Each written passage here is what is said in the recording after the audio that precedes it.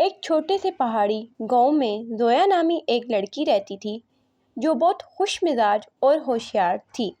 زویا کو آم بہت پسند تھے، لیکن وہ ہمیشہ کہتی تھی کہ آموں کا ذائقہ اس وقت تک خاص نہیں ہوتا جب تک ہم دوسروں کے ساتھ خوشیاں نہ بانٹیں۔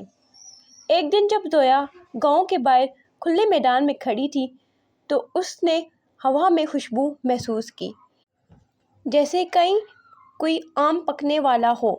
وہ جھاڑیوں کے درمیان ایک آم کا درخت دیکھنے گئی، لیکن یہ کوئی عام درخت نہیں تھا۔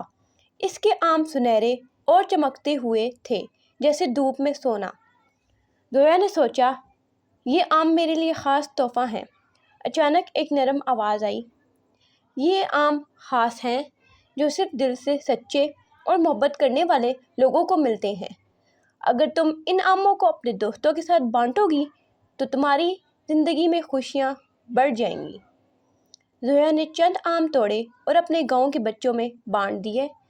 سب نے آم کھائے اور ہنسنا شروع کر دیا۔ وہ آم صرف میٹھے نہیں تھے، بلکہ لوگوں کے دلوں میں محبت بھی بڑھا رہے تھے۔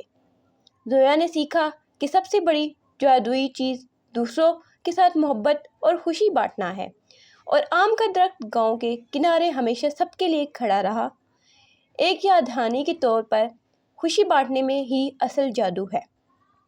اخلاقی سبق: محبت اور خوشی بانٹنے سے زندگی روشن ہوتی ہے۔